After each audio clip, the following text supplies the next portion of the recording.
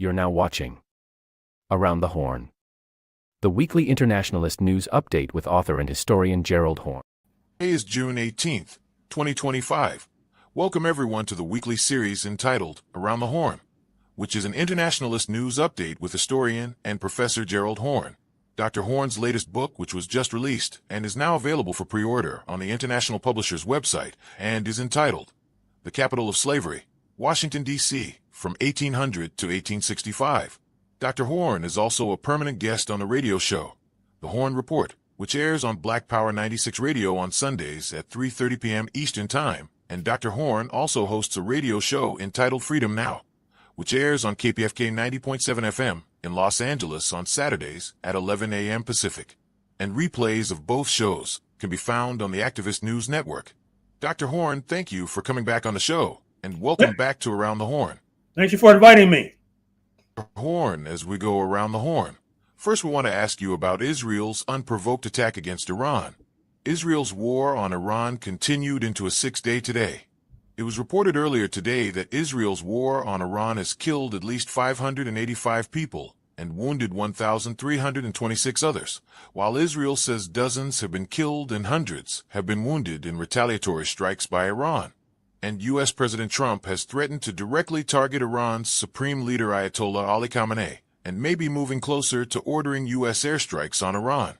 Meanwhile, Khamenei has rejected Trump's calls for unconditional surrender, warning that Iran will meet any U.S. military action in Iran with irreparable harm. Dr. Horne, as the fog of war thickens, what is your analysis and assessment of the U.S.-Israeli war against Iran? Where is the war headed? How does this war impact your assessment of the strength or weakness of U.S. imperialism and the strength or weakness of not just Iran, but a multipolar world? Well, first of all, let's make it clear that this unprovoked attack upon Iran was totally illegal under any interpretation of international law. And we should also point out in the political context that we're getting a real-time lesson with regard to history and politics. That is to say, a war, as the bromide suggests, is the forcing house of history. That is to say, we will not come out of this crisis the way we were when we entered this crisis. Let me refresh the audience's recollection by recounting the fact that just a few days ago, as Israel was beginning this illicit strike on Iran, I was in the process of giving an interview on WPFW in Washington. You can find it on the Activist News Network, where I pointed out a number of factors that we should think about when we try to analyze why Israel decided to go down this perilous path. That is to say, just a few days ago, Britain, Australia, New Zealand, Canada, and Norway slapped sanctions on two leading members of the ultra-rightist coalition keeping Mr. Netanyahu in power. Recall that just before that, it was unclear whether that coalition would even stay in power, given the shakiness of its hold on the reins of power in Israel. Recall as well that we talked about on the WPFW interview something that is yet to be addressed in the mainstream U.S. press. That is to say that the Iranians had apparently hacked into Israeli computers and came away with a treasure trove of documents, including all manner of dark arts practiced by Mr. Netanyahu, including blackmail of political opponents and compromising positions. But for our purposes today, let me say that there are also documents indicting Rafael Grossi, the head of the International Atomic Energy Agency, as a kind of pawn of Israel, helping to point Israel to the locations of Iranian scientists, which presumably led to their assassinations. Just before that, Rafael Grossi had given an interview at the Financial Times of London, where he said he wanted to be the next Secretary General of the United Nations, which was rather audacious on his part. And keep in mind as well that as of this week, there was supposed to have been an important meeting at the United Nations involving a conference co-chaired by France and Saudi Arabia that was going to be a concrete step towards Palestinian self-determination. Bringing up France raises the point that our movement needs to take advantage of these emerging contradictions between France and U.S. imperialism. We've mentioned before how these contradictions and tensions stretch back decades, if not longer. Recall that just before coming to the G7 meeting in Canada, Alberta, Canada, just this week, President Macron stopped in Greenland to buck up the Danes and their colonial project. Recall that Mr. Trump has said that he wants to seize Greenland. And recall as well that, as we noted some months ago, French nuclear submarines have been off the coast of Nova Scotia. This in the context of Mr. Trump's threats to Canadian sovereignty, which led Mark Carney, the prime minister, to make his first foreign trip, not to meet the so-called King of Canada, speaking of King Charles III, but to meet President Macron in France. And so this is the context in which Mr. Netanyahu decided to embark on the path of war. Now, there is a controversy as to the role of U.S. imperialism. The New York Times tells us that Mr. Trump was snookered. That is to say that U.S. intelligence found out recently that in light of the overthrow of the al-Assad regime in Damascus, that there was no question about having access to Syrian airspace. And of course, I hope we have time to do a critique of our friends on the left who went along with the overthrow of the al-Assad regime on spurious grounds without apparently recognizing that it would lead inevitably and inexorably and ineluctably to an attack on Iran, bringing this small planet to the precipice of World War III. But that's another story, perhaps for another day. In any case, the New York Times suggests that Mr. Trump was snookered, that, however, after June 13th, he thought that Israel was on the path to victory. And so he tried in an opportunistic fashion to get ahead of the parade and act like he was in on it from the beginning. Our friends on the left do not agree. They say that Mr. Trump actually pulled the wool over the eyes of the Iranians with these negotiations involving Steve Witkoff, his negotiator, the Manhattan real estate mogul, and that the Iranians thought that they were negotiating in good faith on their nuclear program with the U.S. administration. And that was basically meant to lull them into a false sense of complacency. Therefore, they were not in their bunkers on June 13th because they thought they were going to be negotiating on June 15th in Oman. Time will tell which analysis holds water, although I must say I'm inclined towards the latter more so than the former. I think that this crisis should also be placed in the context of the International Criminal Court indictments of Mr. Netanyahu and his comrades, which perhaps spurred them to this desperate roll of the dice that they have now embarked upon. Because the fact of the matter is, as Senator Ted Cruz has found out to his dismay with his tete-a-tete with Tucker Carlson, Iran has a population of about 90 million. Israel has about 1/10 of that population, but they always have to look over their shoulders with regard to that 20% Palestinian and Arab population. And by the way, with regard to the bomb shelters in Israel, stories have emerged that remind me of something I wrote in one of my books on the Pacific War, where there were bomb shelters in 1941, 1942 in Washington, D.C., for example.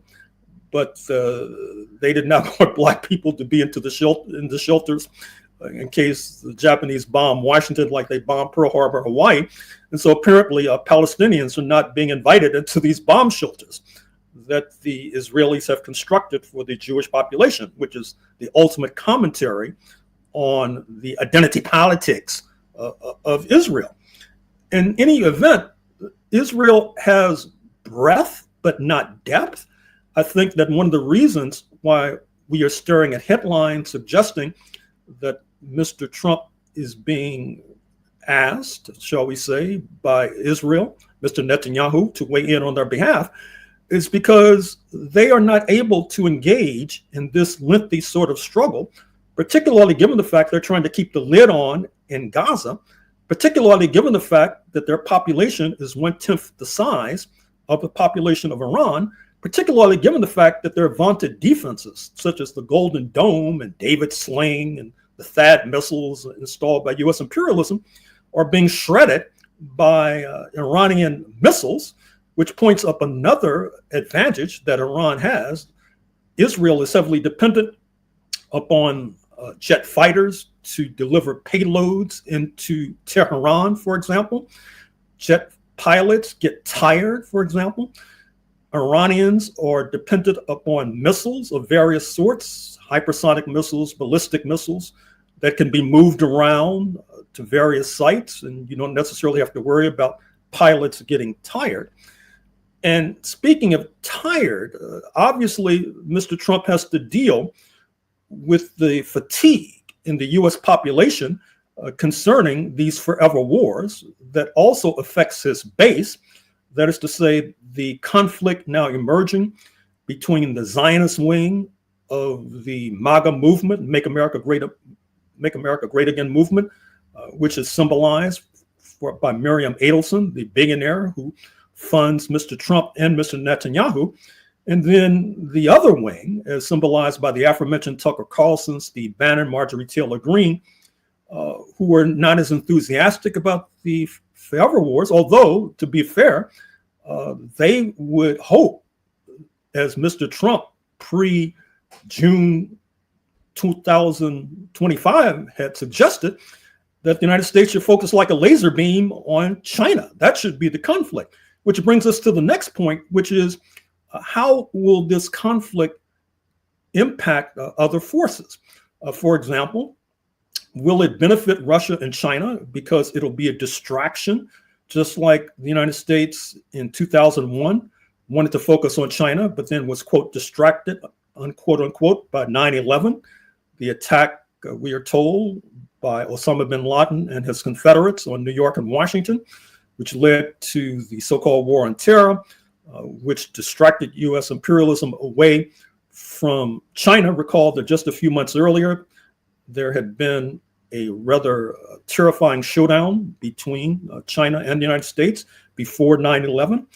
And the same holds true for Russia. But on the other hand, you can make an argument that from a more Machiavellian point of view, if the United States is either able to engage in regime change or regime collapse, which would send Iran into chaos, that would allow for a base that U.S. imperialism could easily seek to destabilize the outer borders of Russia and of China, given the geographic position of Iran, just as we know that the way that U.S. imperialism in the late 1970s was able to stir up a hornet's nest in Afghanistan, which invited an intervention by the Soviet Union, which then, of course, led ultimately as a contributing factor to the decline and collapse of the Soviet Union by 1991.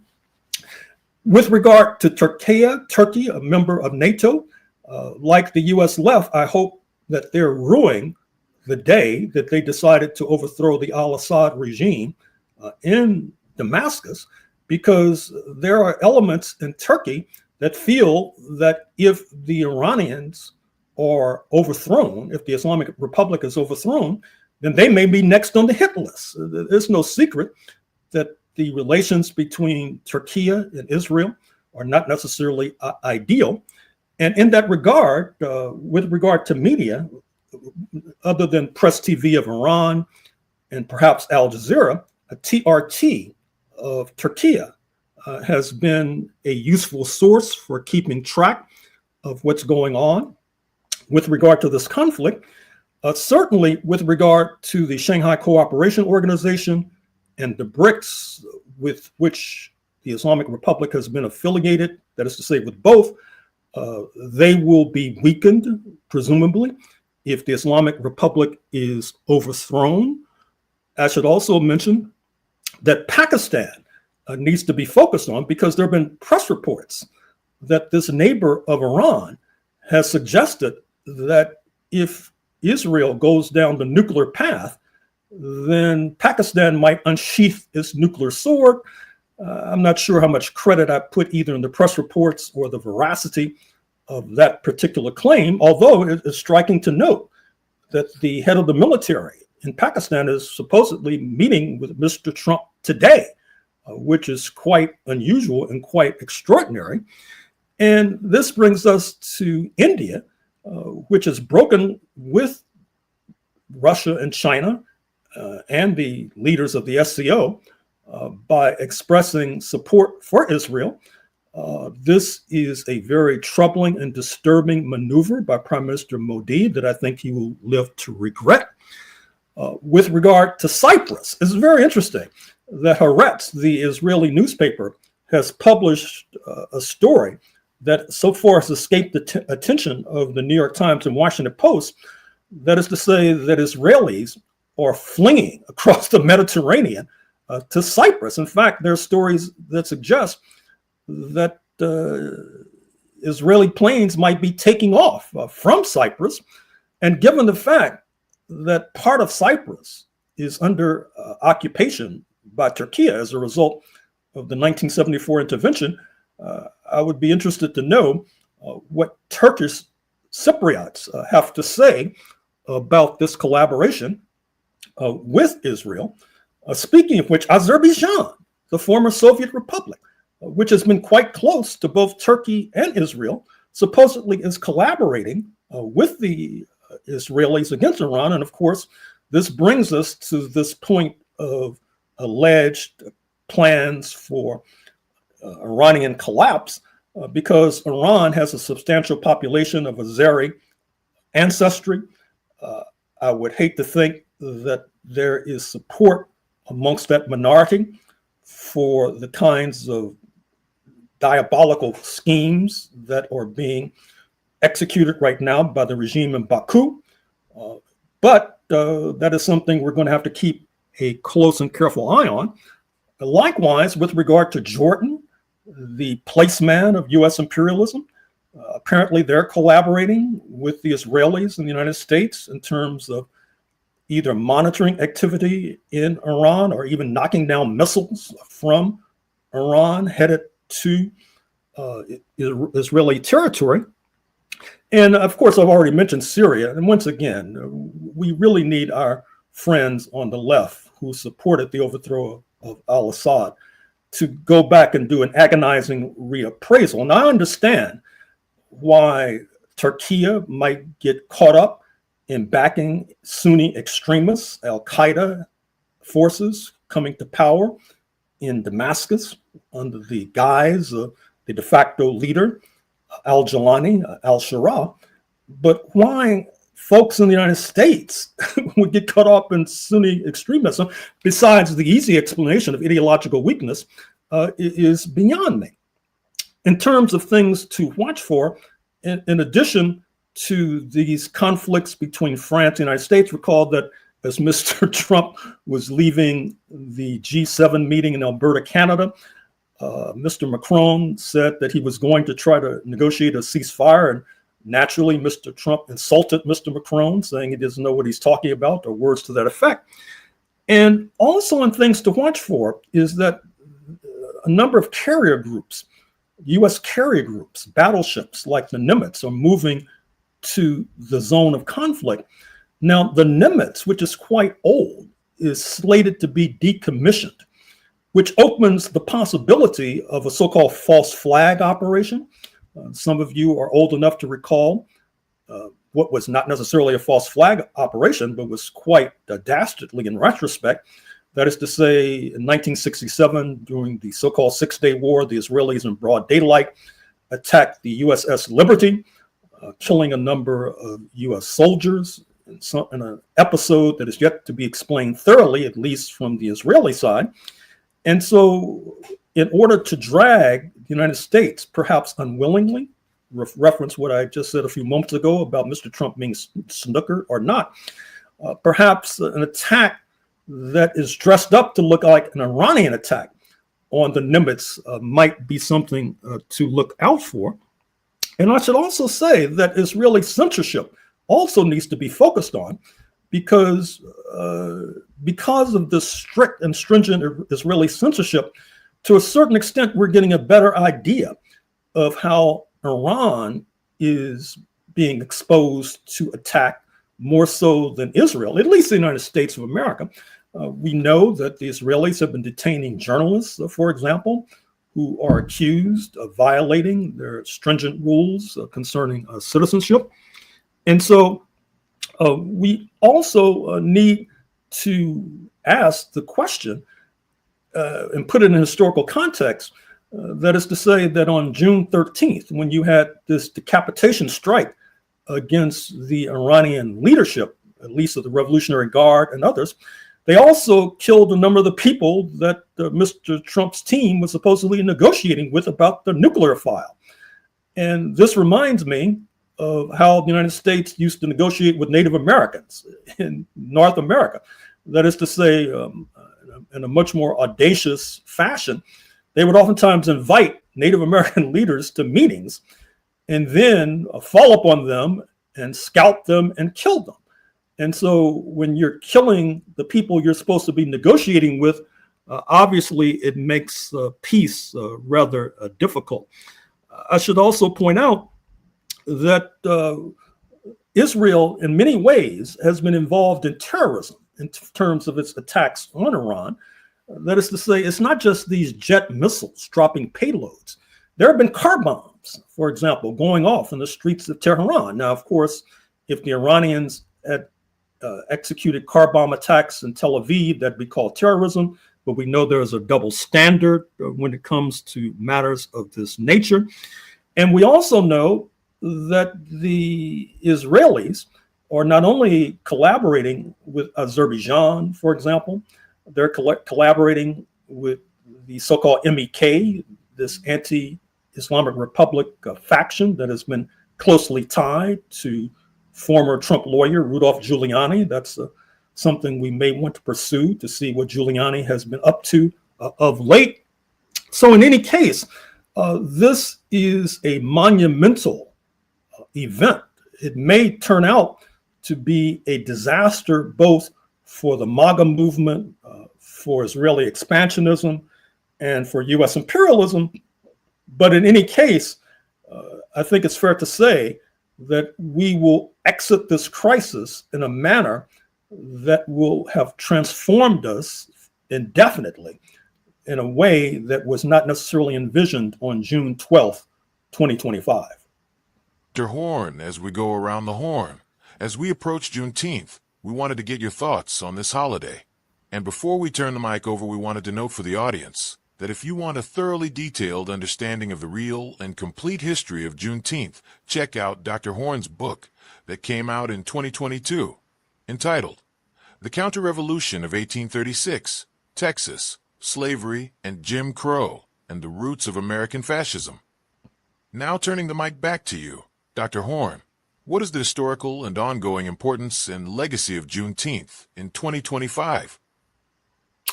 Well, we should mark Juneteenth, which in some ways has morphed into a day marking the end of slavery in the United States, although Juneteenth itself, June 19th, 1865, is much more prosaic in terms of origins. Contrary to the propaganda we've been fed, and as detailed at some length in my book that was just mentioned, on June 19th, 1865, it's not as if the U.S. military has shown up in Galveston, Texas, to tell the enslaved that they had been free, namely because of the Emancipation Proclamation of January 1st, 1863, because the Emancipation Proclamation did not apply in Texas, which was part of the Confederate States of America. In fact, Texas was the Confederate state least damaged by the Civil War, which is one of the reasons why conservatism and reactionary politics remains sturdy and strong in the Lone Star State. Actually, what was happening is that as the Confederacy was collapsing, the Texas enslavers had this plan to continue slavery by moving en masse with their property, enslaved property, into Mexico. Recall Cinco de Mayo, which marks a conflict between the French occupying forces in Mexico and Mexican patriots.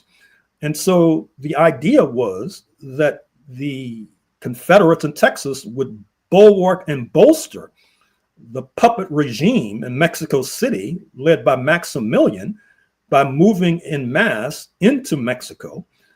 But what happened was that the intervention of the U.S. military combined with a pincers offensive by Mexican patriots put paid to that scheme.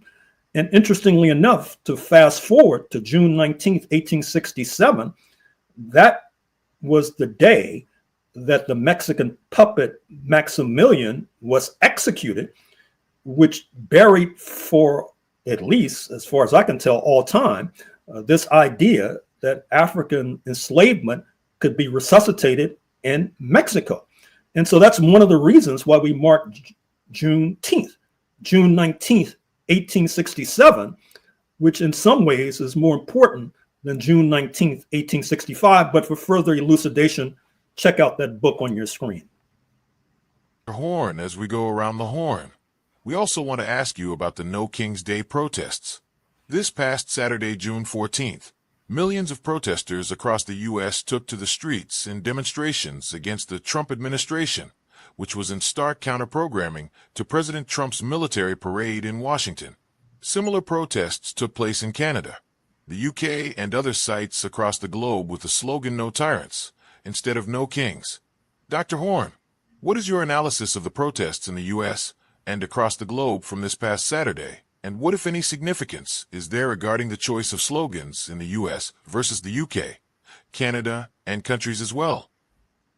Well, if I had been consulted with regard to the No Kings protests, and of course I was on the record for supporting the protests, I would have suggested a slogan that was much more expansive. As you note, in Canada, the slogan was "No Tyrants."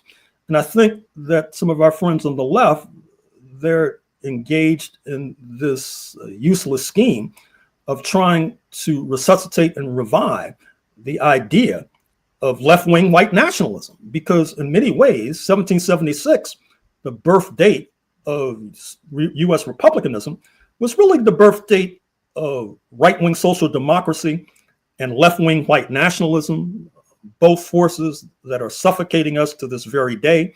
That is to say, we already know that Africans, by several orders of magnitude, did not support the war against London because they thought that London was more advanced on the path to abolitionism, and that particular notion was then carried forth during the War of 1812, when Africans in Washington, D.C. joined the Redcoats in helping to torch the White House, sending President Madison and his garrulous spouse Dolly fleeing into the streets, and then the Africans fleeing on boats to Trinidad and Tobago, where their descendants continued to reside, putting a nail and putting in the casket this idea that the United States would be able to seize Canada, which was the purpose from their point of view of the War of 1812.